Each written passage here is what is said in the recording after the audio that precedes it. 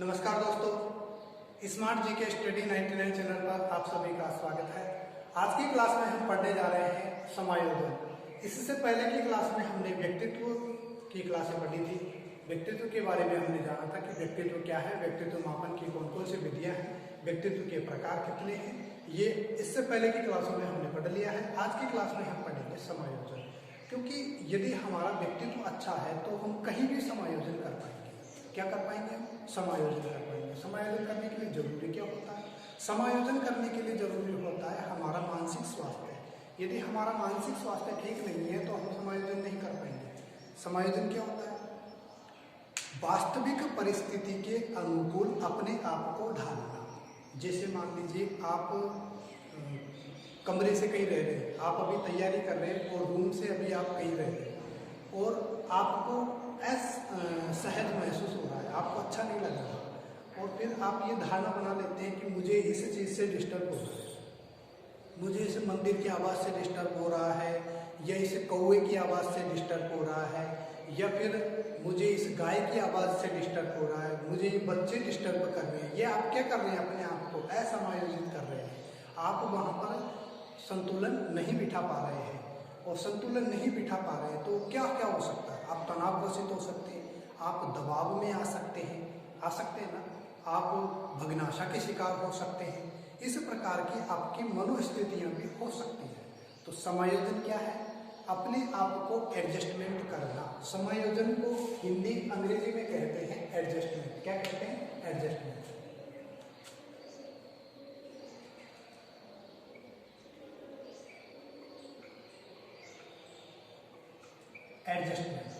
Adjustment यानी समायोजन।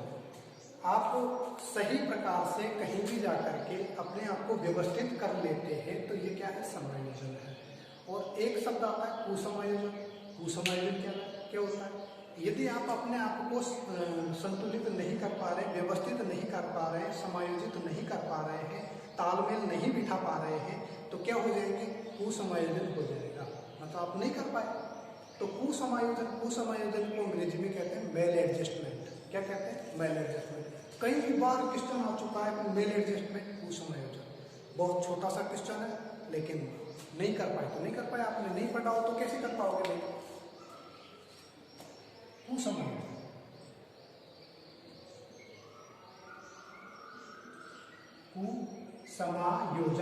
कुसमायोजन होता क्या है?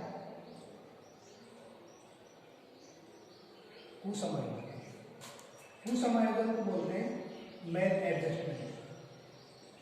Mail plus adjustment.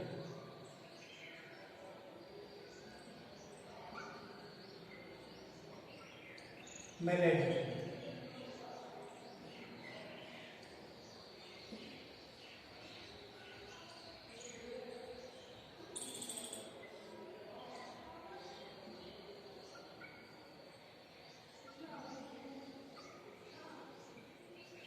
Maladjustment यानी कुसमायोजन। मेल एडजस्टमेंट यानी क्या होता है? कुसमायोजन होता है। अब हम बात करें कि समायोजन का अर्थ क्या है। वातावरण के साथ तालमेल बिठाना समायोजन है। अपने आप को व्यवस्थित करना समायोजन है। लिख देता हूं, वातावरण के साथ तालमेल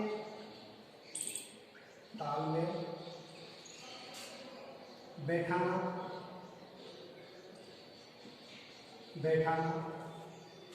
उसके अनुकूल हो जाना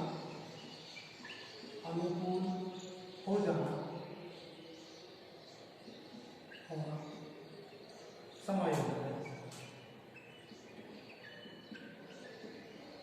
समायोजन है।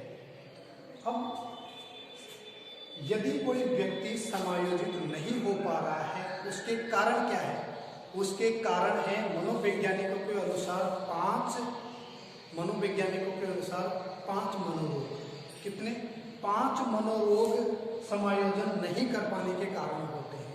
और जब समायोजन नहीं कर पाया तो वो मनोरोग है ना स्थायी हो जाते हैं, व्यक्ति पागल भी हो सकता है। जैसे आप बार बार ये समस्या बता रहे हैं कि यहाँ पर ये परेशानी है, ये परेशानी, ये परेशानी है, दूसरी जगह जाएंगे वहाँ भी कोई ना कोई परेशानी होगी, होगी कि नहीं होगी? हो सकता है वहाँ के एनवायरनमेंट की हो सकता है किसी व्यक्ति से हो सकता है वहाँ किसी और कारण से हो, भौतिक कारण से हो सकती है ना, सामाजिक कारणों से हो सकती है। तो आप कहीं भी एडजस्टमेंट नहीं कर पा रहे हैं, अंत में जाकर के आपका मानसिक जो स्वास्थ्य है वो बिगड़ जाएगा। क्या बिगड़ जाएगा? मानसिक स्वास्थ्य। तो असमायोजन के कारण या कुसमायोजन के कारण मानसिक स्वास्थ्य भी बिगड़ जाता है। 5 मनोरोग कौन से हैं जिसके कारण समायोजन नहीं कर पाता है बालक? या यो कहें कि इन 5 में से एक कारण ऐसा होता है जिसके कारण वह समायोजन करने की तरफ अग्रसर भी होता है और कुछ रक्षात्मक युक्तियां अपना लेता है। 5 मनोरोग मनोवैज्ञानिकों के अनुसार, मनोवैज्ञानिकों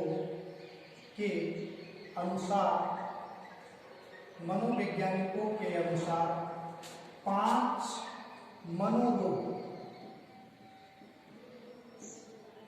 5 मनोरोग कौन कौन से हैं? 5 मनोरोग मनोवैज्ञानिकों के अनुसार 5 मनोरोग हैं। पहला तनाव, पहला क्या है? तनाव। दूसरा क्या है? दबाव, तनाव, दबाव। तीसरा है दुश्चिंता, दुश्चिंता। चौथा है भग्नाशा, भग्नाशा। 5वां है द्वंद्व, द्वंद्व। इन 5 मनोरोगों के कारण, इन 5 मनोरोगों के कारण व्यक्ति क्या कर हो जाता है? कुसमायोजित हो जाता है। व्यक्ति इनके कारण कुसमायोजित हो जाता है। यदि इनके रहते व्यक्ति ने सही तालमेल बिठा लिया वातावरण के साथ तो समायोजित हो जाएगा। क्या हो जाएगा? समायोजित। और नहीं बिठा पाया तो कुसमायोजित हो जाएगा, है ना। अब इसकी कुछ परिभाषाओं के बारे में देखते हैं।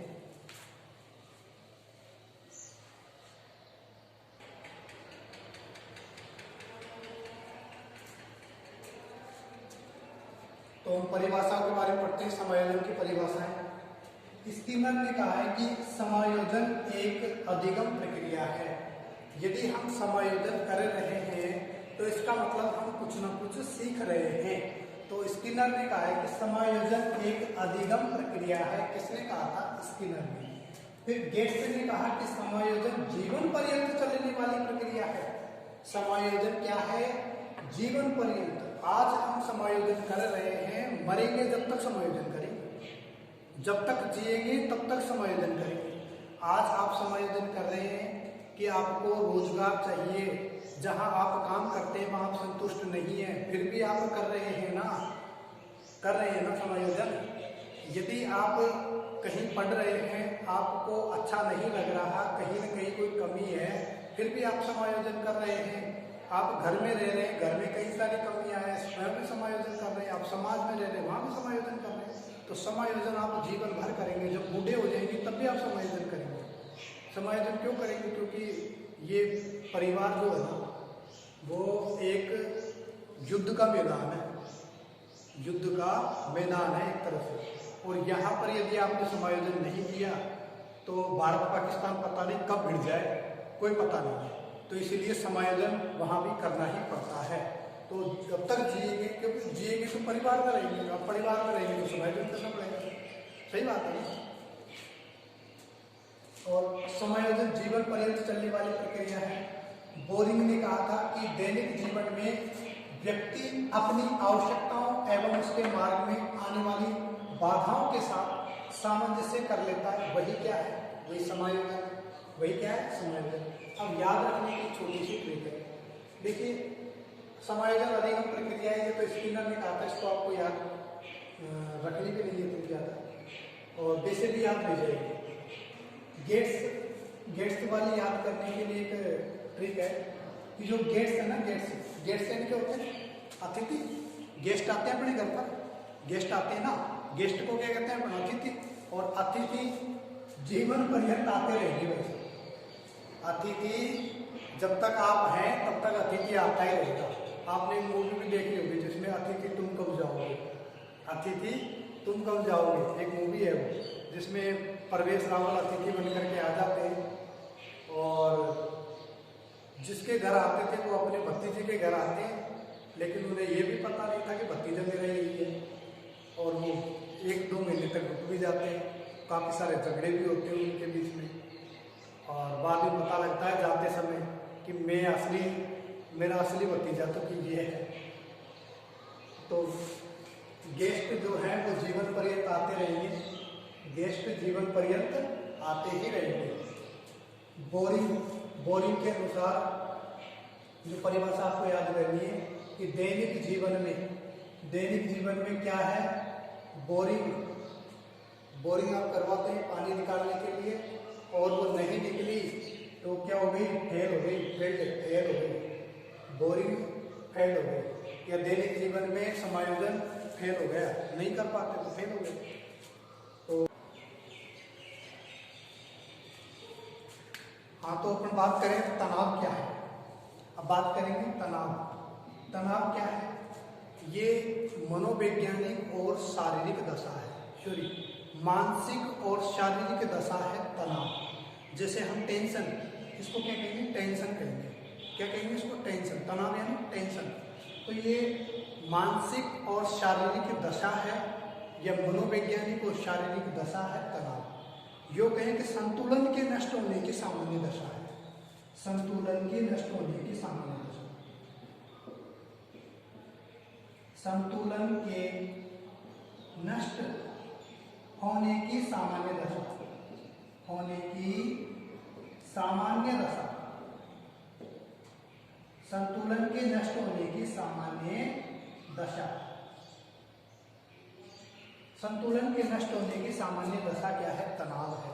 और व्यक्ति तनावग्रस्त कब हो जाता है, व्यक्ति तनावग्रस्त कब हो जाता है, जैसे आप कोई काम कर रहे हैं और आपके पास वर्कलोड ज़्यादा है, आपके पास वर्कलोड बहुत ज़्यादा है, तो आप टेंशन में रहते हैं।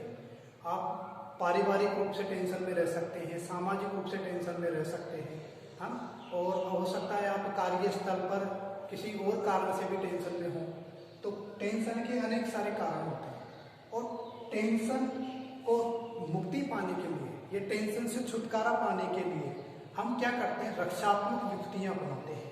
टेंशन से मुक्ति पाने हेतु आप क्या करते हैं, रक्षात्मक युक्ति। मान लीजिए कि आपकी नौकरी नहीं लग रही, आपकी क्या नहीं लग रही, नौकरी, तो आप टेंशन में रहते हैं कि नौकरी नहीं लगी, फिर इतने अवसादग्रस्त हो गए आप कि आप तो पागल वाली कंडीशन हो गई। फिर आप क्या सोचते हैं, सोते सो रहे हैं, कोई बात नहीं रे यार, टेंशन नहीं करना, हमको नौकरी लगी तो ठीक, नहीं लगी तो ठीक, कमा के तो वैसे खाएंगे। और आप हवाई किले बनाने लग जाते हो। हवाई किले से तात्पर्य मानसिक रूप से कल्पनाएं करते हो, ऊंची कल्पनाएं करना। अब ऊंची आप कल्पनाएं कर रहे हो तो वो क्या है, वो रक्षात्मक युक्ति अपना रहे हो आप टेंशन से मुक्ति पाने हेतु। क्या कर रहे हो आप, टेंशन से मुक्ति पाने हेतु। तो तनाव क्या है, तनाव है संतुलन के नष्ट होने की सामान्य दशा, संतुलन के नष्ट होने की सामान्य दशा तनाव है। जैसे अभी आप कोई काम कर रहे हैं और आपसे वो काम नहीं हो पा रहा, तो आप किसी वजन के कारण, किसी बाहरी दबाव के कारण आप टेंशन में आ जाते हैं। क्या आ जाते हैं आप, टेंशन में आ जाते हैं। तो आपका संतुलन क्या हो जाता है, नष्ट हो जाता है। आप जो संतुलित दशा में, जिस दशा में आप काम कर रहे थे, उस दशा में आप काम नहीं कर पाते, आपका संतुलन नष्ट हो जाता है। तो संतुलन के नष्ट होने की दशा ही तनाव है। संतुलन के नष्ट होने की दशा क्या है, तनाव है। और तनाव जब होता है व्यक्ति को, जब टेंशन होती है, तब वह टेंशन से मुक्ति पाने हेतु अनेक प्रयास करता है। प्रत्यक्ष उपाय और अप्रत्यक्ष उपाय, दो प्रकार के उपाय करता है। कौन कौन से, प्रत्यक्ष उपाय, अप्रत्यक्ष उपाय। प्रत्यक्ष उपाय, प्रत्यक्ष उपाय, और एक होता है अप्रत्यक्ष उपाय। अप्रत्यक्ष उपाय टेंशन को दूर करने के लिए दो प्रकार के उपाय उपाय करते हैं हम, एक तो प्रत्यक्ष उपाय करेंगे, एक अप्रत्यक्ष उपाय करेंगे। प्रत्यक्ष कैसे? मान लीजिए आपके किसी ने चांटा लगा दिया, आपके किसी ने चांटा लगा दिया, अब आप घर आकर के मार खा करके घर आ गए, और घर आने के बाद आपकी वाइफ आपको कह रही है कैसे आदमी हो, तुमने क्या चूड़ियाँ पहन रखी है क्या, कैसे आदमी हो तुम, मार खा करके आ गए। घर वाले कह रहे हैं, पिताजी भी डांट रहे हैं, सब कुछ डांट रहे हैं, 2-4 लगा के आ जाता, बाकी तो हम सब देख लेते हैं। और फिर आप टेंशन में रह रहे हो, आप ये सोच रहे हो कब वो मुझे मिले, कब मैं उसके 2-4 चांटे लगा। यदि आपने तुरंत ऐसा कर दिया, तुरंत आपने ऐसा किया है कि जैसे उसने आपके चांटे लगा दिए और आपने उसके लगा दिए, तो ये क्या हो गया? प्रत्यक्ष उपाय हो गया। क्रिया के बाद तुरंत प्रतिक्रिया आपने कर दी, क्रिया के बाद में तुरंत प्रतिक्रिया आपने कर दी, तो कौन सा उपाय है? प्रत्यक्ष उपाय। इसी प्रकार की हम बात करें, जैसे आप पेड़ से अंगूर तोड़ रहे हैं या पेड़ में आम आ रहे हैं और आप आम तोड़ रहे हैं, एक उपाय तो ये कि आपने हाथ ऊंचा किया, नहीं आया तो आपने डंडा उठाया, डंडा उठा के मार दिया, फिर प्राप्त कर लिया। तो कौन सा उपाय किया आपने? प्रत्यक्ष उपाय। कौन सा उपाय किया आपने? प्रत्यक्ष उपाय। आपसे किसी ने कोई पैसे ले लिए और वो पैसे आपको वापस भी करने हैं, ठीक है भाई, आपसे किसी ने कोई पैसे लिए हैं तो वो वापस भी तो देगा ना, और नहीं दिए तो आप क्या करेंगे? उसकी कोई दूसरी चीज़ उठा के ले आएंगे। कौन सा उपाय है? प्रत्यक्ष उपाय। कौन सा उपाय हुआ? प्रत्यक्ष उपाय। यदि आप टेंशन में इस कारण से हैं कि आपकी नौकरी नहीं लग रही, आपकी नौकरी नहीं लग रही, और आप सोचते हैं कोई बात नहीं है, नहीं है तो अपन कमा के तो वैसे खा ही लेंगे, दुकान कर लेंगे, खेती से कमा लेंगे और कहीं से कमा लेंगे, इस प्रकार का आप ये जो धारणा मन में बना रखी है आपने, ये क्या कर रहे हैं? आप अपने आप को संतुलित कर रहे हैं। तो कौन सा उपाय? अप्रत्यक्ष उपाय। यदि आपकी लंबाई ज़्यादा नहीं है, आपकी लंबाई ज़्यादा नहीं है, तो आप क्या करेंगे? अपने आप को लंबा दिखाने के लिए आप ऊंची एडी के सैंडल पहन लें। लड़कियां पहनती है ना ऊंची हील के सैंडल, तो आप ऊंची हील के सैंडल पहन रहे हैं। तो ऊंची हील के सैंडल पहनने से क्या हुआ? आपकी लंबाई बढ़ गई। आपको सब क्लास में कहते हैं ढपोरसन, ढपोरसन, तू तेरे जीवन में कुछ नहीं कर पाएगा, तू तेरे जीवन में कुछ नहीं कर पाएगा। और फिर आप क्या करते हैं? पढ़ाई में तो आपका मन है नहीं, पढ़ाई में तो आप हो गए जीरो। अब आप खेल के माध्यम से क्या आना चाहते हैं? आप प्रथम आना चाहते हैं। अब आप खेल के माध्यम से यदि प्रथम आना चाहते हैं तो आप क्या कर रहे हैं? उसकी क्षतिपूर्ति कर रहे हैं। आप उस पढ़ाई की क्या कर रहे हैं? क्षतिपूर्ति। तो ये कौन सा है? अप्रत्यक्ष उपाय। कौन सा उपाय है? अप्रत्यक्ष उपाय। इनको जानने से पहले इससे रिलेटेड कुछ और तत्व भी हैं जो मैंने अभी बताए थे। 5 मनोरोग बताए ना, तो 5 मनोरोगों के बारे में अंधे के बारे में जान लीजिए। एक तो तनाव हो गया, एक होता दबाव, तनाव, दबाव। तीसरा होता है दुश्चिंता, दुश्चिंता। चौथा होता है भग्नाशा, भग्नाशा। 5वां होता है द्वंद्व। इस प्रकार से 5 मनोरोग होते हैं। इस प्रकार के क्या होते हैं? 5 मनोरोग। इन 5 मनोरोगों के बारे में हमको जानना जरूरी है। दबाव क्या होता है? परिस्थिति के अनुकूल हम कार्य नहीं कर पाते और दबाव महसूस करते हैं, दबाव महसूस करते हैं। जैसे मान लीजिए 10 दिन बाद आपकी एग्जाम है, 10 दिन बाद में आपकी परीक्षा है, और अब आप पढ़ रहे हैं और आपको बहुत कुछ पढ़ना है, तो आप क्या महसूस कर रहे हैं? दबाव महसूस कर रहे हैं। आपके ऊपर प्रेशर है कि आपको इन 10 दिन में कंप्लीट करनी है किताब, आपको मेरिट में आना है, आपको गोल्ड मेडल प्राप्त करना है। ये क्या है? दबाव है। आपको नौकरी प्राप्त करनी है, क्या है? दबाव है। ये दुश्चिंता। दुश्चिंता क्या होती है?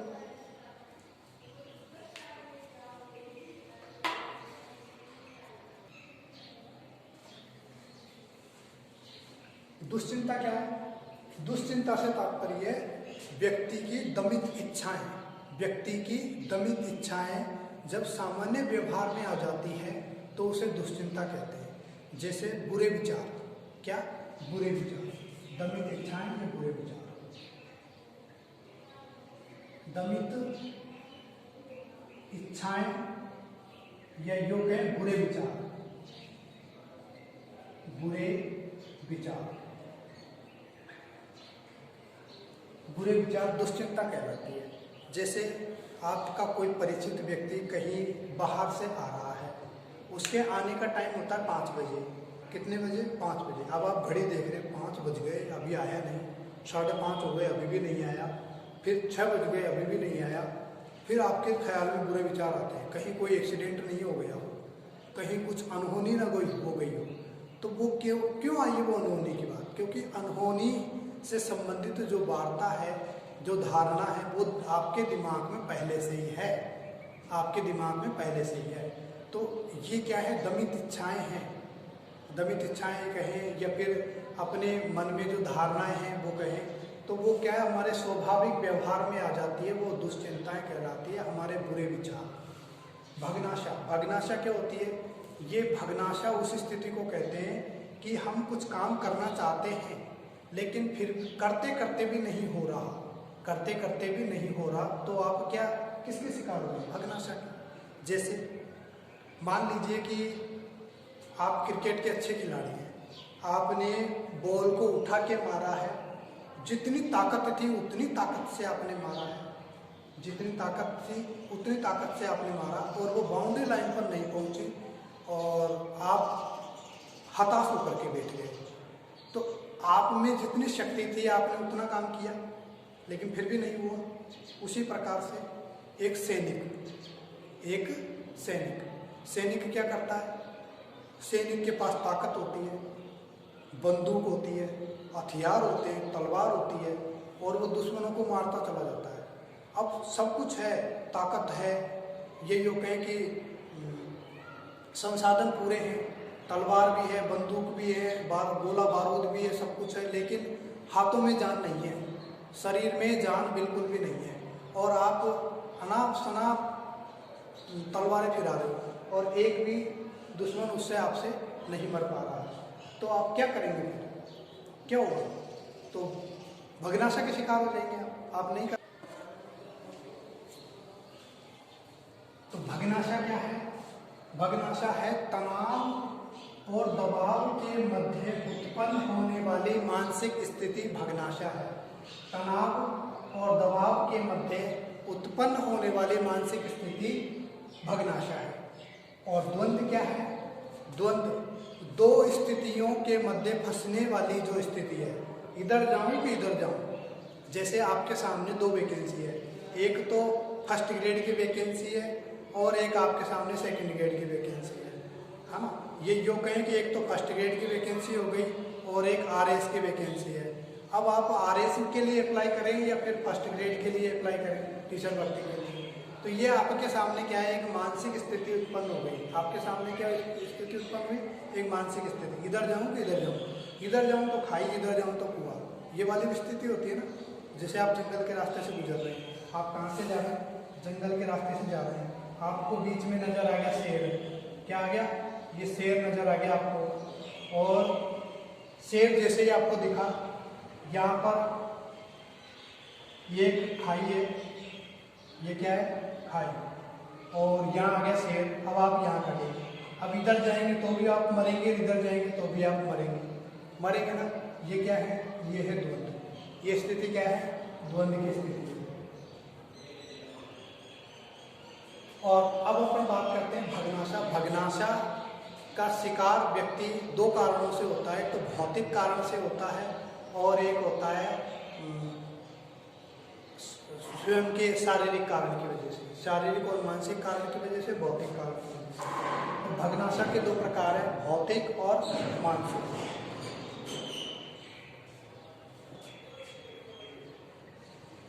भग्नाशा के प्रकार।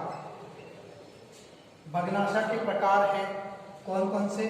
एक होता है भौतिक प्रकार, एक है भौतिक प्रकार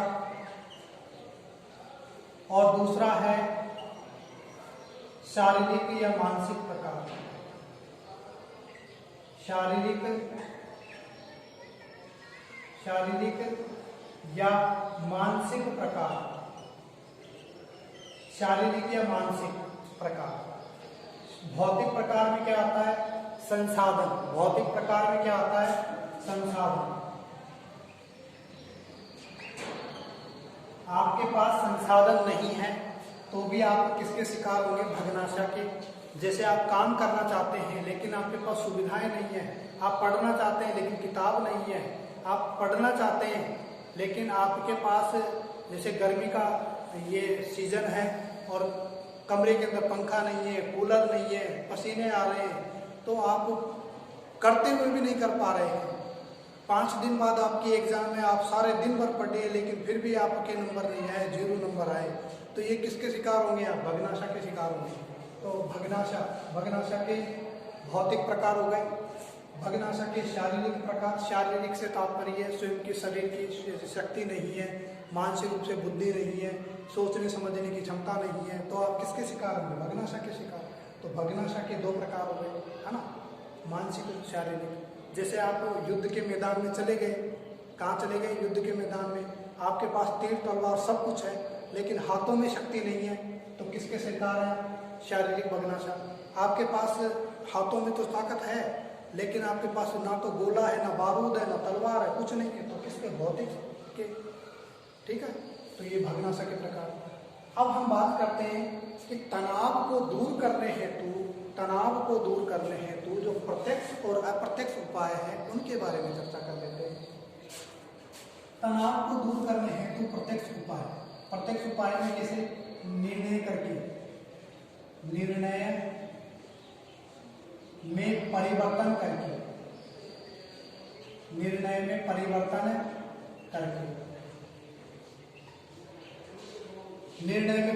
आपने कर दिया। पहले आपने कुछ सोचा था कि मैं कक्षा 11 में साइंस लूँगा और आपके पास ना संसाधन है, कुछ नहीं है, आपके पास पैसा नहीं है, घर वालों की ऐसी आर्थिक स्थिति नहीं है, तो आप क्या करेंगे? आप अपने निर्णय को चेंज कर देंगे, आप अपने डिसीजन को चेंज कर देंगे। चेंज करने के बाद में क्या होगा? प्रत्यक्ष उपाय। चेंज करने के बाद ये प्रत्यक्ष उपाय है आपका, आप विषय चेंज कर लिया आपने, ठीक है। और आप किसी ने आपके चांटा लगा दिया, आपने उसके 2 चांटे लगा दिए, तो क्रिया के बाद तुरंत प्रतिक्रिया।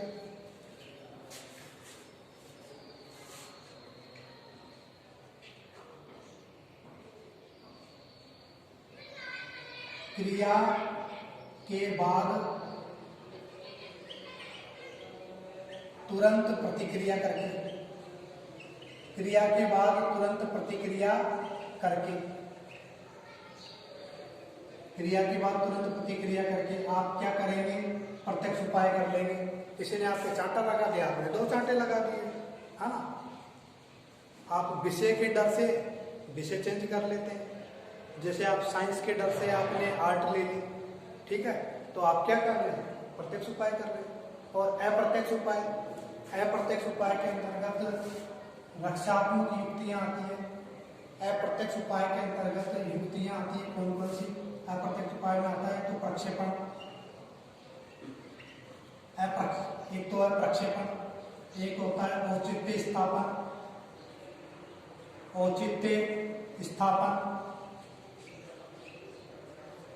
प्रक्षेपण, औचित्य स्थापन और पृथक्करण। आज की क्लास में इतना ही हो पाएगा, इससे अगले की क्लास में प्रक्षेपण से तात्पर्य क्या है?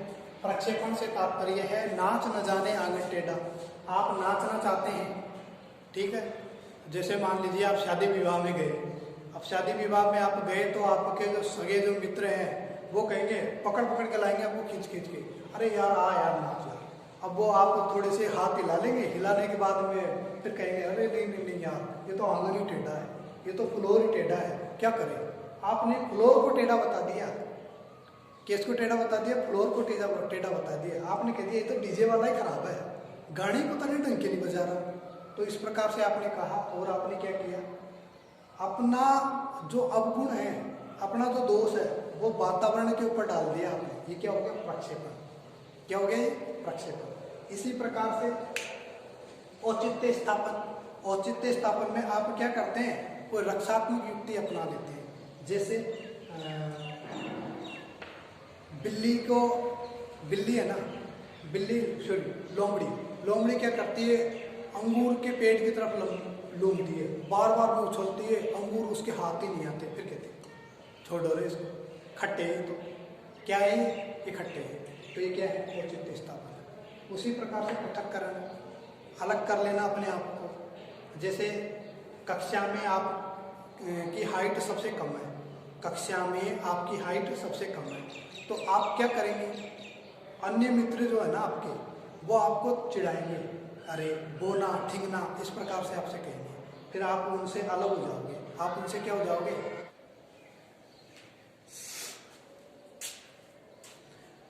हाँ, तो अब हम पढ़ेंगे तनाव को कम करने के अप्रत्यक्ष उपाय। तनाव को कम करने के अप्रत्यक्ष उपाय। अप्रत्यक्ष उपाय कौन कौन से हैं? हमने प्रत्यक्ष उपाय पढ़ लिए हैं। प्रत्यक्ष उपाय में क्या आता है, जैसे किसी ने आपके चांटा लगा दिया तो आप क्या करेंगे, उसके बदले में एक और चांटा लगा दो। ये थोड़ी ना करेंगे कि गांधी जी की तरह कि इस गाल पर लगा दिया तो दूसरा गाल आगे कर देंगे, ऐसा नहीं करेंगे आप। यदि किसी ने एक आपके चांटा लगाया तो आप उसके दो लगा के आ जाएंगे। ये क्या किया आपने, प्रत्यक्ष उपाय किया है। किसके लिए? तनाव को कम करने के लिए। तनाव को कम करने के लिए आपने प्रत्यक्ष उपाय किया है। यदि आपके कोई वस्तु हाथ नहीं आ रही तो आपने किसी दूसरे माध्यम से प्राप्त कर ली। ये क्या किया है आपने, इसने आपने प्रत्यक्ष उपाय किया है किसी वस्तु को प्राप्त करने के लिए। तो आज अभी हम पढ़ेंगे तनाव को दूर करने के अप्रत्यक्ष उपाय। तनाव को दूर करने के अप्रत्यक्ष उपाय। अप्रत्यक्ष उपाय में सबसे पहला आता है प्रक्षेपण। क्या आता है? प्रक्षेपण। प्रक्षेपण क्या है? अपनी गलती को दूसरे के ऊपर डाल देना। अपनी गलती को दूसरों के ऊपर डाल देना। ये यूँ कहें कि अपनी कमी को वातावरण के ऊपर थोप देना। जैसे मान लीजिए आप शादी में हैं, आप शादी में हैं और डीजे बज रहा है, आपके यार दोस्त कह रहे हैं अरे आजा आजा यार नाच ले, है ना। आपको नाचना नहीं आता, लेकिन वो ज़बरदस्ती आपको पकड़ के लिया है। आपने एक दो बार हाथ घुमाया, हाथ घुमाने के बाद आप कहते हैं डीजे खराब है, ये फ्लोर ही टेढ़ो है, ये फर्श ही टेढ़ी है, ये धरती गलत है, कहीं और कुछ हो जाए। नहीं तो नाच लेता, बहुत बढ़िया आता है मेरे को नाचना, लेकिन ये डीजे खराब है, ये फर्श खराब है, या फ्लोर खराब है, और ये फालतू की आवाज़ हो रही है, ये पब्लिक खड़ी है। इस प्रकार की वो जो बातें करता है मनगढ़ंत, कब कर रहा है? नाचने के बाद कर रहा है। कब कर रहा है? नाचने के बाद। दूसरा उदाहरण देखो, जैसे एक क्रिकेट का खिलाड़ी है, यदि ऐसे खेल रहा है और वह बल्ला तेज गति से घुमाता है भयंकर स्पीड में, और फिर भी वह बाउंड्री लाइन के बाहर भी नहीं पहुंच पाती, बहुत ऊंची हो जाती है, बाउंड्री लाइन के बाहर भी नहीं पहुंच पाती, और कैच आउट हो जाता है। आउट होने के बाद में बल्ले को ऐसे देखता है, ऐसे देख करके ऐसे ठप होता है। वो क्या कर रहा है? इस बल्ले ने आउट करा दिया। किसने आउट करा दिया? इस बल्ले ने। या फिर नीचे ठपोरेगा मैदान की तरफ कि इस मैदान ने आउट करा दिया मेरे को, मैदान ही खराब है ये। अरे खेलना आता नहीं है, मैदान खराब है, आप में ताकत नहीं है और आप कह रहे हो कि भी बल्ला ही खराब है। तो इस प्रकार की जो बातें वो करता है, वो किसमें करता है? प्रक्षेपण में। प्रक्षेपण दूसरों के ऊपर डालना। प्रक्षेपण दूसरों के ऊपर डालना। कब डालना? यूज करने के बाद, उपयोग करने के बाद में। इसको लिख देता हूं मैं, ध्यान से समझो। प्रक्षेपण, प्रक्षेपण। एक तो क्या मेरी आदत ऐसी उल्टी पड़ी हुई है कि मैं बोर्ड पर यहाँ इधर से शुरू करता हूँ। रीजन है कि जैसे यहाँ खड़ा हूँ तो इधर वाला भाग आपको दिखाई दे रहा है ना। यदि मैं इधर का लिख दूंगा और फिर यहाँ खड़ा हो जाऊंगा, फिर इधर लिखूंगा, तो ये वाला भाग आपको दिखाई नहीं देगा। इसीलिए मैं इधर लिखता हूँ। ये मेरी आदत पड़ी हुई है और ये आदत छूटती और नहीं। चलिए इधर से शुरू कर देता हूँ। प्रक्षेपण। प्रक्षेपण से तात्पर्य यूज करने के बाद अपनी गलती को वातावरण के ऊपर डालना। कार्य के बाद, कार्य के बाद अपनी कमी को, कार्य के बाद अपनी कमी को वातावरण के ऊपर डालना। वातावरण के ऊपर डालना। अपनी कमी को वातावरण के ऊपर डालना। प्रक्षेपण अपनी कमी को वातावरण के ऊपर डालना। कब? कार्य करने के बाद। कार्य के बाद अपनी कमी को वातावरण के ऊपर डालना। जैसे उदाहरण, इसमें उदाहरण है, उदाहरण से ही प्रश्न बनते हैं। इसमें कहाँ से प्रश्न बनेंगे? उदाहरण से ही प्रश्न बनेंगे। उदाहरण है, नाच न जाने आंगन टेढ़ा, नाच न जाने, नाच न जाने आंगन टेढ़ा, नाच न जाने आंगन टेढ़ा। तो इस प्रकार की बात कब कहता है? जब वह नाच लिया, नाचना आता नहीं है, फिर कहता है तो फ्लोर ही टेढ़ा है, ये तो डीजे ही खराब है, और ये तो गर्मी लग रही है, ये पता नहीं क्या क्या हो रहा है। तो इस प्रकार की जो बातें वह करेगा, वो कब करेगा? जब उसे नाचना नहीं आएगा। दूसरा है इसमें, क्रिकेट खिलाड़ी द्वारा आउट होने पर बल्ले को दोष देना। क्रिकेट खिलाड़ी द्वारा, क्रिकेट खिलाड़ी द्वारा आउट होने पर, आउट होने पर, आउट होने पर बल्ले को दोष देना, बल्ले को दोष देना, बल्ले को दोष देना। आउट हो गया, अब दोष किसको दे रहा? बल्ले को दोष दे रहा है। तो ये दोनों के दोनों उदाहरण किसके हैं? प्रक्षेपण के। यहां से प्रश्न बनता है और एग्जाम में आ चुका है, ये एग्जाम में आ चुका है, ये एग्जाम में नहीं आया, तो आ सकता है। तो नाच न जाने आंगन टेढ़ा प्रक्षेपण, क्रिकेट खिलाड़ी द्वारा आउट होने पर बल्ले को दोषी ठहराना प्रक्षेपण। अब बात करते हैं अपन आत्मीकरण की, सॉरी औचित्य स्थापन। औचित्य स्थापन क्या होता है? औचित्य स्थापन, इसमें कार्य नहीं करता है व्यक्ति और फिर भी दोष दूसरों के ऊपर डाल देता है। कैसे? कि जैसे एक लोमड़ी कहती है, लोमड़ी पेड़ की तरफ ऊपर लूम रही है, इस प्रकार से पेड़ की तरफ कर रही है। पेड़ काय का है? अंगूर का पेड़ है। पेड़ काय का? अंगूर का। अंगूर के पेड़ की तरफ कर रही है, लोमड़ी के अंगूर हाथ नहीं आए, फिर कहते हैं छोड़ो रे, खट्टे हैं। तो क्या है? खट्टे हैं। मान लीजिए यहाँ पर ऊपर मेरे हाथ नहीं आ रहा ना, यहाँ तक नहीं आ रहा, यहाँ पर कुछ चीज़ रखी हुई है, गुलाब जामुन का डिब्बा, क्या रखा हुआ है? गुलाब जामुन का डिब्बा। अब मैं बार बार कोशिश कर रहा हूँ और फिर मैं कहता हूँ छोड़ो रे, तो खराब हो गई, पता नहीं कितने दिन की रखी हुई है। अरे मैंने पहले कोशिश कर ली, मेरे हाथ नहीं आए, और फिर मैं कह रहा हूँ पता नहीं कितने दिन की रखी हुई है। तो ये क्या है? यह है औचित्य स्थापन। आप औचित्य मतलब दूसरा कोई उपाय ढूंढ रहे हैं कि मैं इसको गलत बता दूं किसी न किसी प्रकार से, और अपने मन को संतुष्ट कर लूं। अपने मन को क्या कर लूं? मैं संतुष्ट कर लूं। और संतुष्ट करने के लिए क्या कर रहा हूं? मैं दूसरों के ऊपर आरोप प्रत्यारोपित कर रहा हूं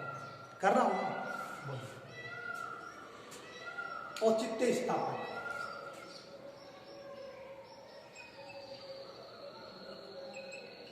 औचित्य स्थापन,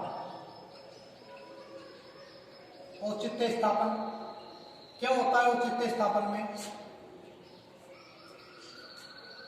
कार्य किए बिना अपनी कमी को वातावरण के ऊपर डालना। कार्य किए बिना, कार्य किए बिना अपनी गलती को वातावरण के ऊपर डालना, अपनी कमी को वातावरण के ऊपर डालना, वातावरण के ऊपर डालना। कार्य किए बिना अपनी कमी को वातावरण के ऊपर डालना, ये क्या है? औचित्य स्थापन है। औचित्य स्थापन के उदाहरण देखिएगा। औचित्य स्थापन के उदाहरण, पहला, अंगूर खट्टे हैं। अंगूर खट्टे हैं। अंगूर खट्टे हैं। ये कौन कहती है? लोमड़ी कहती है कि अंगूर खट्टे हैं। तो ये किसका उदाहरण है? ये औचित्य स्थापन का है। किसका है? औचित्य स्थापन। अंगूर खट्टे हैं। अब बात आती है आत्मीकरण की। आत्मीकरण क्या होता है? आत्मीकरण दूसरे के व्यवहार को अपने अंदर उतारना, दूसरे के व्यवहार को अपने अंदर उतारना आत्मीकरण है। मान लीजिए कि आप किसी शादी में गए, आप कहाँ गए, आप शादी में गए, शादी में जाने के बाद आपको लग रहा है कि यार कोई मेरे को जानता नहीं है, हैं? कोई मेरे से राम राम ही नहीं कर रहा, मैं बैठा हुआ हूँ, ना कोई मेरे से चाय की पूछ रहा है, ना कॉफ़ी की पूछ रहा है, ना कोई नाश्ते के लिए पूछ रहा है, मैं क्यों आया हूँ यहाँ पर। फिर वो कहता है, दूसरों के पास जाएगा, हाय हेलो, जो भी अपना नाम है वो बताएगा, फिर कहेगा कि मैं एमएलए का भतीजा हूँ, मैं, मेरे मामा जी विधायक हैं, मेरे वो फलाने मंत्री हैं, मेरे वो मैनेजर है, वो कौन है। इस प्रकार दूसरों से अपना संबंध जोड़ता है, दूसरों से अपना संबंध जोड़ता है। और क्या करता है आत्मीकरण में, आत्मीकरण में दूसरों की एक्टिंग भी करता है। जैसे मान लीजिए आपकी पर्सनैलिटी अच्छी है, तो पर्सनैलिटी अच्छी है तो आप अच्छे कपड़े पहन करके ये दिखाएंगे कि दूसरों के व्यवहार को अपने अंदर उतारेंगे। जैसे सलमान खान की तरह पेश आना, सलमान खान की तरह पेश आना, अमिताभ बच्चन की तरह पेश आना, उनकी तरह बातें करना, उनकी तरह खड़े होने का स्टाइल देखना, तो ये क्या है आपका, ये है आपका आत्मीकरण या तादात्मीकरण। आत्मीकरण या तादात्मीकरण मतलब दूसरे के व्यवहार को अपने अंदर उतारना ही आत्मीकरण या तादात्मीकरण है। ठीक है, आत्मीकरण या तादात्मीकरण। आत्मीकरण, आत्मीकरण या तादात्मीकरण होता क्या है, दूसरे के व्यवहार को अपने अंदर उतारना, दूसरों के व्यवहार को अपने अंदर उतारना, अपने अंदर उतारना, दूसरे के व्यवहार को अपने अंदर उतारना, यह योग है कि अपना संबंध दूसरों से व्यक्त करना, अपना संबंध किसी प्रतिष्ठित व्यक्ति से, किसी प्रतिष्ठित व्यक्ति के साथ जोड़ना,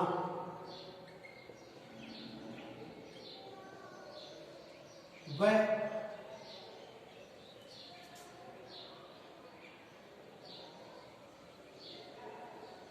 दूसरों की नकल करना, नकल करना, दूसरों की नकल करना। जैसे उदाहरण क्या क्या है इसमें,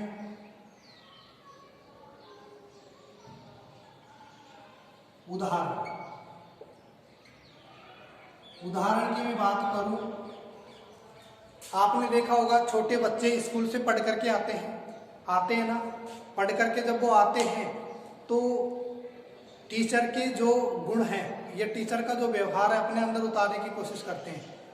मोहल्लों के बच्चों को बिठा लेते हैं, बिठाने के बाद कहते हैं कि मैं गुरुजी हूँ, मैं मैडम हूँ और अब मैं पढ़ाऊंगी, आप पढ़ो, बैठो, चलो कॉपी निकालो अपनी अपनी, लिखो, A for apple, B for boy, लिखो। अब वो इस प्रकार का जो वो व्यवहार कर रहा है वो क्या है, वो आत्मीकरण है, उसने गुरुजी के व्यवहार को अपने अंदर उतार लिया। ठीक है, इसी प्रकार से माता पिता मान लीजिए कहीं चले गए, शादी में चले गए या फिर वो कोई काम से खेतों पर चले गए, अब बच्चे घर पर बैठे हैं, अब बच्चे आस पड़ोस के मोहल्ले के बच्चे भी आएंगे, अब वो क्या करेंगे, वो उनको देखेंगे, देखने के बाद कहेंगे कि देखो मैं मम्मी हूँ, मैं पापा हूँ और इस प्रकार से तुम ये काम करो। वो मम्मी पापा भी बन जाते हैं, मतलब माता पिता भी बन जाते हैं, बनते हैं ना, आप भी बने होंगे, हम भी बने होंगे। तो इस प्रकार से वो है आत्मीकरण। क्या आत्मीकरण, आत्मीकरण के उदाहरण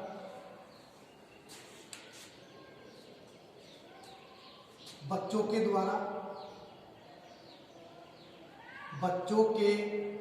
द्वारा बड़ों की भूमिका निभाना, बड़ों की भूमिका निभाना,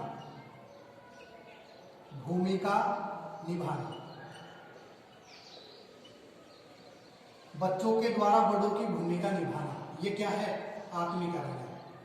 और एक्टर की नायक की एक्टिंग करना, नायक या नायिका रहता है फिल्मी दुनिया में घूमना। जैसे बाहुबली बन गए तो वो आपने देखा होगा, ऐसे भी सीन है कि वो बाहुबली ने वो उठाया था वो शिवालय है ना, शिवलिंग, और यहाँ पर और कोई दूसरे बना लेते हैं, ये लोग सिलेंडर उठा करके दिखा दिया। यूट्यूब पर आपने बहुत कुछ ऐसा देखा होगा। तो वो क्या है, नायक की एक्टिंग करना, नायक नायिका का अभिनय करना, अभिनय या यूं कहें एक्टिंग करना, रोल प्ले करना, नायक नायिका का अभिनय करना, ये क्या है, आत्मीकरण है।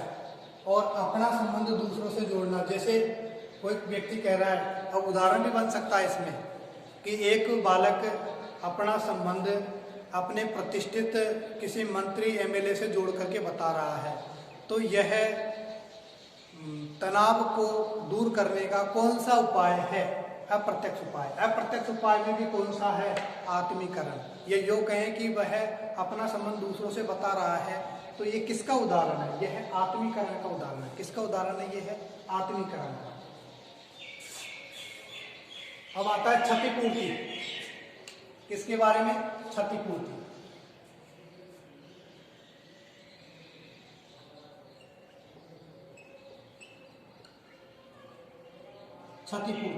क्षतिपूर्ति क्या होता है, अपनी कमी को दूर करने हेतु किसी अन्य माध्यम का सहारा लेना, किसी अन्य वस्तु का सहारा लेना।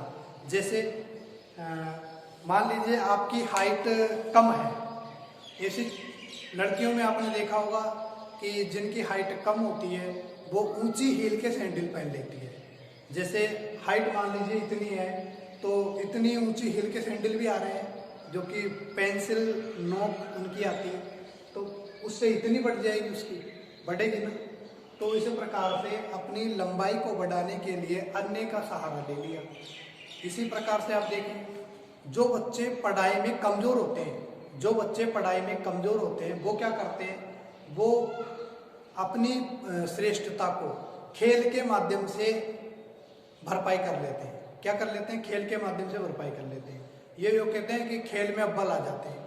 जैसे पढ़ाई में 0, खेल में हीरो, पढ़ाई में 0, खेल में हीरो। ये किस में है, क्षतिपूर्ति में।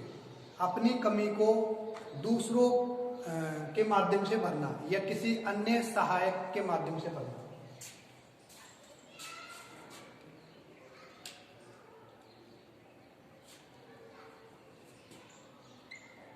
अपनी शारीरिक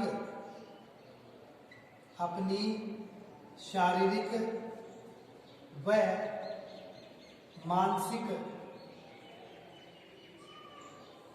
योग्यताओं की कमी को किसी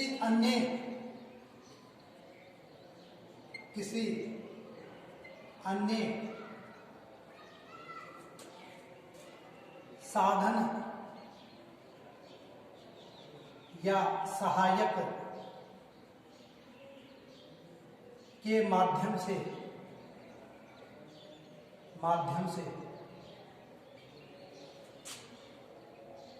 पूरी करना।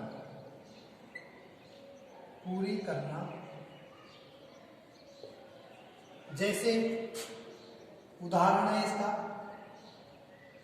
उदाहरण क्या है, उदाहरण में ऊंची हील, छोटी कद वाली लड़की द्वारा ऊंची हील के सैंडल पहनकर अपनी लंबाई को बढ़ाना।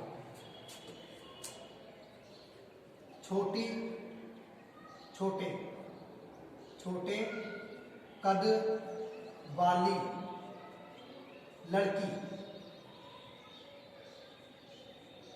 लड़की द्वारा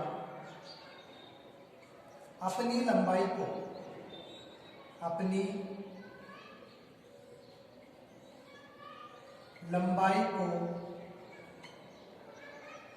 ऊंची हील के सैंडल पहन करके ऊंची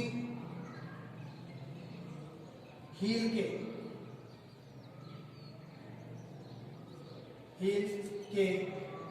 सैंडल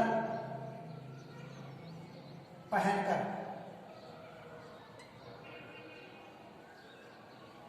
बढ़ाना। ऊंची एडी के सैंडल पहन करके बढ़ाना, ये क्या है? क्षतिपूर्ति। पढ़ाई में अव्वल न होने पर खेल के माध्यम से श्रेष्ठता का प्रदर्शन करना। लिख दूं इसको भी।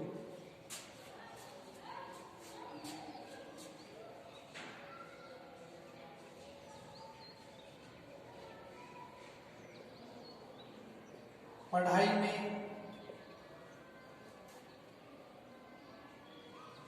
में अव्वल न होने पर, अव्वल नहीं होने पर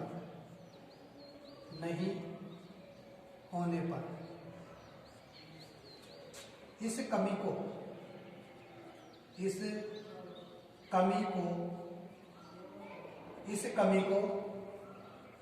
खेल के माध्यम से पूरी करना। खेल के माध्यम से पूरी करना। खेल के माध्यम से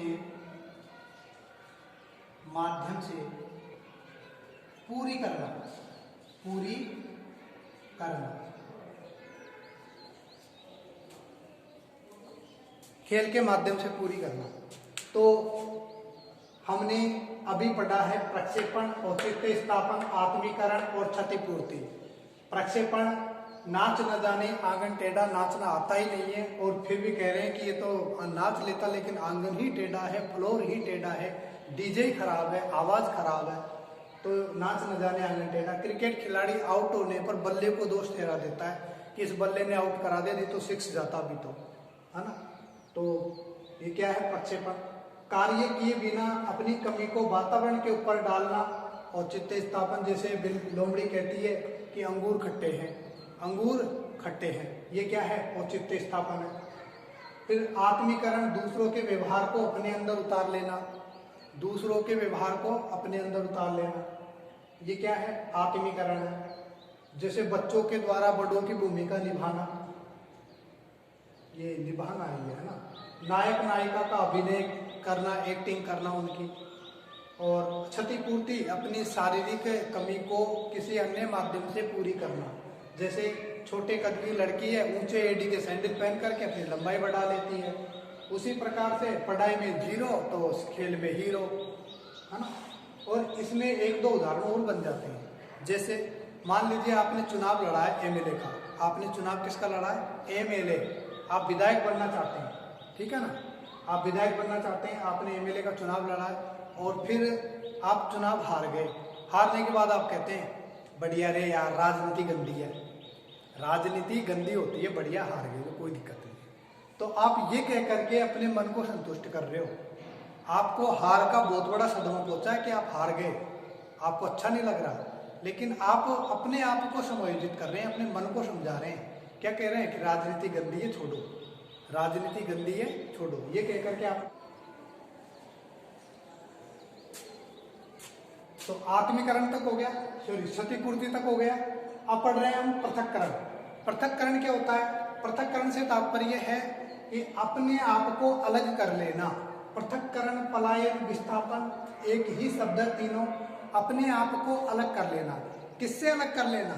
ऐसी परिस्थिति से जो दुखद परिस्थिति होती है, तो दुखद अनुभूति से अपने आप को अलग कर लेना। मान लीजिए कि कक्षा के अंदर 100 छात्र हैं, 100 छात्रों में से एक छात्र जिसकी लंबाई कम है, ये यूँ कहें कि वो उसे स्लो लर्निंग है, उसे याद कम होता है दिमाग के कारण, तो उसको लोग, अन्य छात्र हैं वो खिजाते हैं कि जैसे मंदबुद्धि बोल दिया उसको, या मोटा है तो बोल दिया मोटे मोटे मोटे मोटे, यदि कोई बोना है तो उसको बोल दिया कि ठिंगणे ठिंगणे। तो इस प्रकार की जो उसे बातें सुनने को मिलती है, उससे वह क्या करता है? अपने आप को अलग कर लेता है, अपने आप को अलग कर लेता है कि इनसे दूर ही बैठ जाएंगे, उसी में फायदा है, नहीं तो फिर रोज रोज यही बातें चलेगी। इस प्रकार से वह अपने आप मन को समझा रहा है, अपने मन में संतुष्टि प्राप्त कर रहा है। वो क्या है? वो है पृथक्करण, पलायन, विस्थापन। अपने आप को दुखद अनुभूति से अलग कर लेना।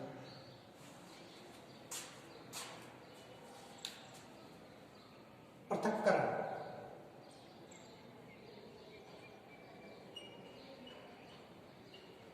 पृथक्करण, पृथक्करण से तात्पर्य स्वयं को दुखद अनुभूति से अलग कर लेना। दुखद अनुभूति से अलग कर लेना, अलग कर लेना। स्वयं को दुखद अनुभूति से अलग कर लेना, जिसमें पता लग रहा है ना कि इस वजह से मुझे परेशानी है, इस वजह से मुझे मानसिक रूप से तनावग्रस्त होना पड़ रहा है, तो उस वजह को ही वह दूर कर देता है, उस कारण को ही वह मिटा देता है, अपने आप को दूर कर लेता है उस जगह से। तो वो है विस्थापन या पृथक्करण। पृथक्करण मतलब अलग कर लेना, पृथक्करण मतलब अलग कर लेना। तो ये आगे आपके समझ में। अब बात करते हैं दिवास्वप्न। दिवास्वप्न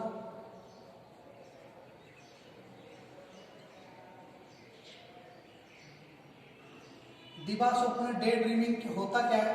डे ड्रीमिंग से तात्पर्य है कि व्यक्ति संतोष पाने के लिए या सुख प्राप्त करने के लिए हवाई कल्पनाएं करता है। जैसे कोई बात नहीं, अरे यार टेंशन मत करो, कल अपन बहुत अच्छा पैसा कमाएंगे, ये करेंगे, है ना, और कल अपने पास गाड़ी होगा, बंगला होगा। ये इस प्रकार के आप हवाई किले बना रहे हैं। क्या बना रहे हैं? हवाई किले। मन के लड्डू क्या बना रहे हैं? मन के लड्डू बना रहे हैं आप। तो मन के लड्डू बनाना, हवाई किले बनाना, काल्पनिक रूप से सुख प्राप्त करना, ये क्या है? दिवास्वप्न है। हवाई किले बनाना दिवास्वप्न। आपको एक कहानी सुनाता हूँ छोटी सी। एक होता क्या है कि एक बार एक भिखारी जो गांव से आटा मांग करके लाता है, और आटा उसकी झोपड़ी के अंदर उसने कील से बांध रखा है, कड़े से बांध रखा है, और घड़े के अंदर रख रखा है। घड़े के अंदर आटा रखा और उस घड़े को कील से, कड़े से बांध दिया। नीचे उसकी चारपाई बिछी हुई है।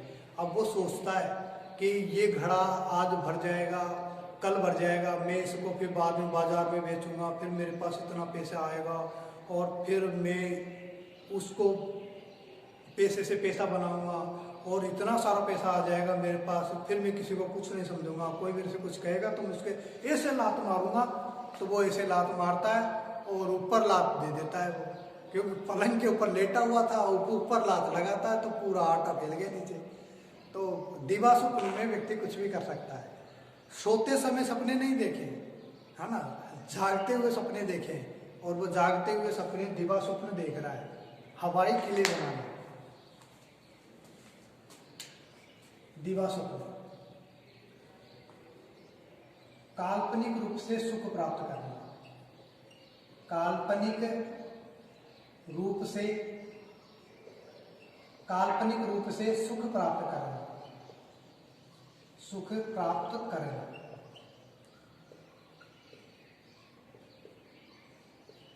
काल्पनिक रूप से सुख प्राप्त करना, ये क्या है? दिवास्वप्न है। काल्पनिक रूप से सुख प्राप्त करना। अब इसमें उदाहरण क्या पूछा जाएगा? उदाहरण पूछेंगे इसमें। उदाहरण, मन के लड्डू बनाना, मन के लड्डू बनाना।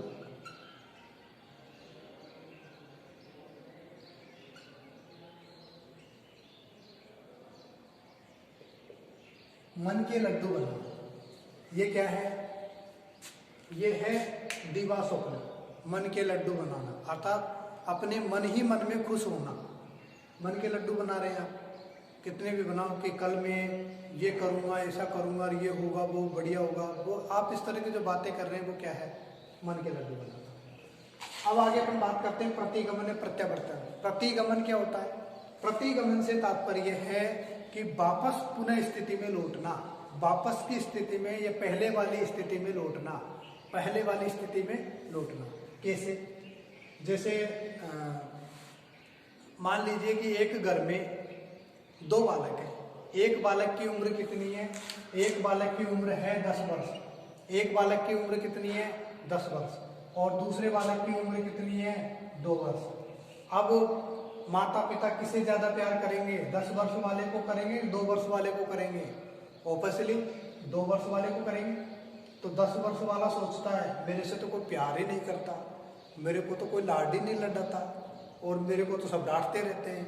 तो वह क्या करता है, जैसे 2 वर्ष का बालक घुटनों के बल चलता आ रहा है ना, जिस प्रकार से बात बात पे रो रहा है, तो वो भी उसी प्रकार की क्रियाएं करने लग जाता है। तो ये क्या है? प्रतिगमन, प्रतिगमन, प्रत्यावर्तन, पहले वाली स्थिति में लौटना। कोई बड़ा बालक है, जैसे मेरे बराबर का ही मान लीजिए, भयंकर दुख आ जाने पर अपनी माँ के आंचल में छिप करके रोए। भयंकर दुख आ गया, दुख आने पर अपनी माँ के आंचल में छिप करके फूट फूट करके रोए। ये जो कहें कि जैसे अभी मैं बाजार जाऊँ और मैं ये कहूँ नहीं नहीं मेरे को तो खिलौना चाहिए, मेरे को तो खिलौना चाहिए, तो मैं खिलौने के लिए नहीं रो सकता, लेकिन मैं यदि रोऊँ तो क्या है? प्रत्यावर्तन और प्रतिगमन है ना। अक्सर क्या होता है कि घर में जैसे 2 बच्चे हैं और कोई सी वस्तु लेकर के आए और दूसरी वस्तु आपस में आपने बांट दी दोनों को, और यदि एक दूसरे की वस्तु को वो चेंज कर ले, कोई खा जाए या फिर और कुछ हो, तो वो दूसरा बालक ये भी कह देता है नहीं मुझे तो वही चीज़ चाहिए, मुझे तो वही चाहिए जो आपने भी खाई है। अरे जो पेट में चली गई वो कहाँ से मिलेगी? जो वस्तु पेट में चली गई उसे आप कैसे खा सकते हो? दोबारा नहीं खा सकते ना। खा सकते हो क्या? नहीं ना। तो इस प्रकार की क्रियाएं भी वह कर सकता है इसमें, क्योंकि ऐसी बात तो छोटे बच्चे बोलते हैं, बड़ा तो बोलेगा ही नहीं ना, कोई नहीं बोलेगा, बड़ा तो छोटे ही बोलेंगे। तो प्रत्यागमन अपनी पहले वाली स्थिति में लौटना। प्रतिगमन या प्रत्यावर्तन। प्रतिगमन, प्रतिगमन या प्रत्यावर्तन।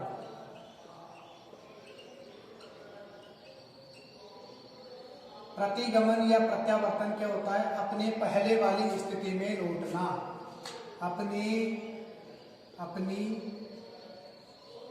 पूर्व स्थिति में लौटना, पूर्व स्थिति में लौटना। अपनी पूर्व स्थिति में लौटना क्या कहलाता है? प्रत्यागमन कहलाता है, सॉरी प्रत्यावर्तन कहलाता है, प्रतिगमन कहलाता है, पूर्व स्थिति में लौटना। उदाहरण क्या बनेगा इसका? उदाहरण में लिखिएगा, बड़े व्यक्ति द्वारा माँ के आंचल में छिपकर फूट फूट कर रोना। बड़े व्यक्ति द्वारा अपनी माँ के आंचल में, अपनी माँ के आंचल में, अपनी माँ के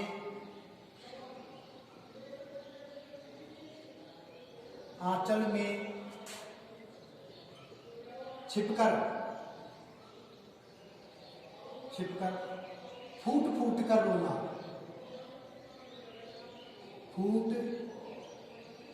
फूट कर रोना। अपनी माँ के आंचल में छिप करके फूट फूट कर रोना क्या कहलाता है? प्रतिगमन या प्रत्यावर्तन कहलाता है। ठीक है। और दूसरा उदाहरण क्या बनेगा? खिलौनों के बड़े व्यक्ति द्वारा खिलौनों के लिए जिद करना।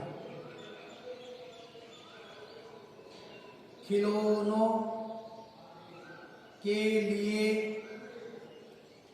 जिद करना, जिद करना।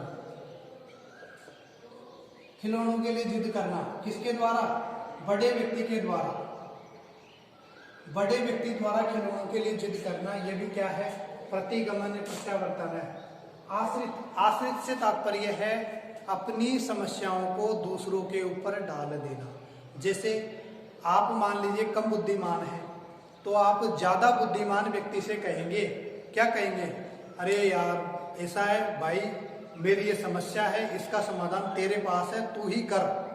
मैंने तो हाथ खड़े कर दिए, अब मेरी जिंदगी, मेरी नाव तेरे हवाले है। इस प्रकार की आप बात कर रहे हैं तो आश्रित क्या है?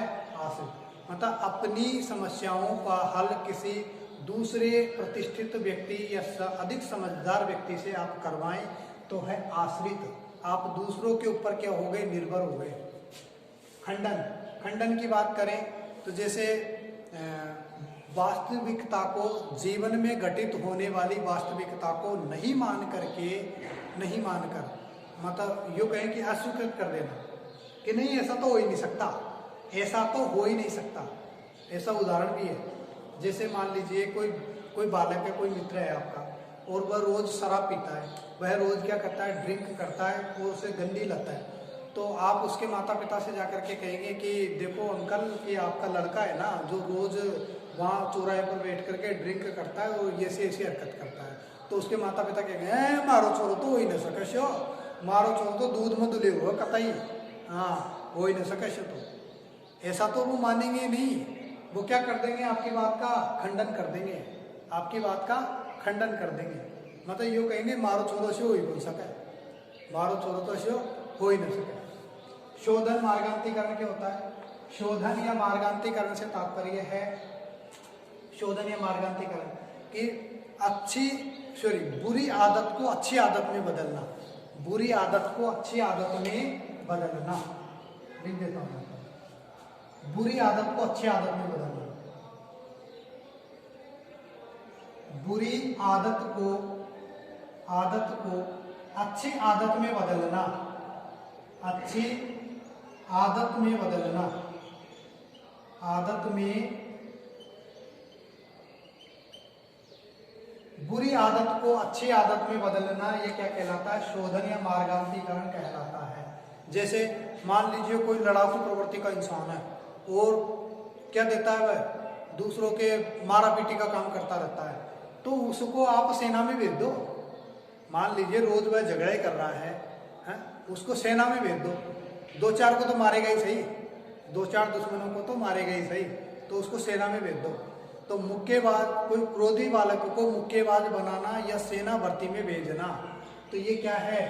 बुरी आदत को अच्छी आदत में बदल रहे हैं आप। शोधन या मार्गांतीकरण कर रहे हैं, उदात्तीकरण कर रहे हैं आप, सब्लिमेशन कर रहे हैं। इसको अंग्रेजी में सब्लिमेशन के नाम से जाना जाता है। अब आता है प्रतिक्रिया निर्माण या विपरीत मनोरचना। ये क्या होता है?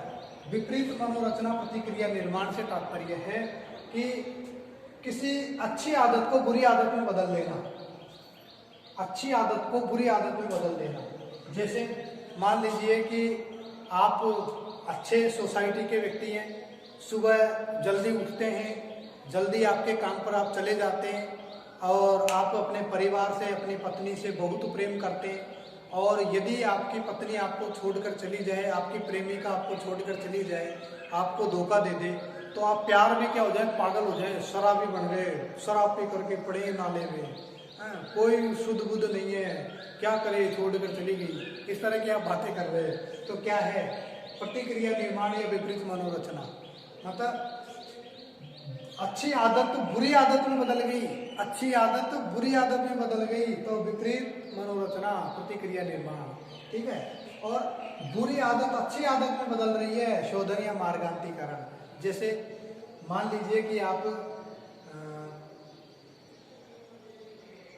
अभी दिया था मैंने इसको उदाहरण, बुरी आदत से अच्छी आदत में बदलना।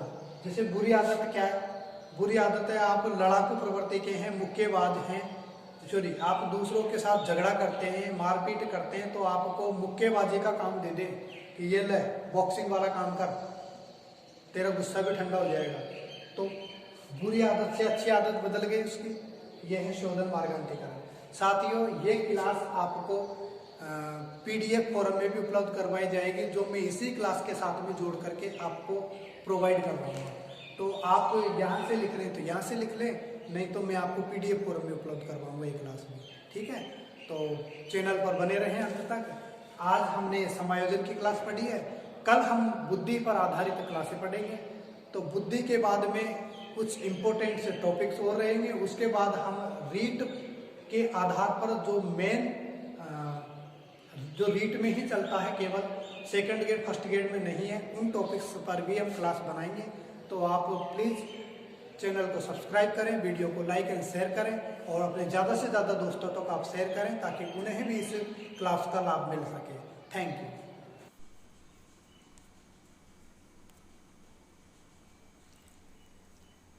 ये पहले वाली स्लाइड है, इसको कंप्लीट पढ़ा दिया है, आप इसमें से उतार लेना। इसे भी कंप्लीट करवा दिया गया है। ये मैंने इसलिए डाले हैं ताकि आपको लिखने में दिक्कत नहीं आए, आप इसे उतार सकें। भग्नाशा, द्वंद्व और ये 2 बचे हुए थे जिनको मैं बोर्ड पे लिख नहीं पाया, तो इन्हें भी आप पढ़ लेना। प्रतिक्रिया निर्माण और प्राकृतिक।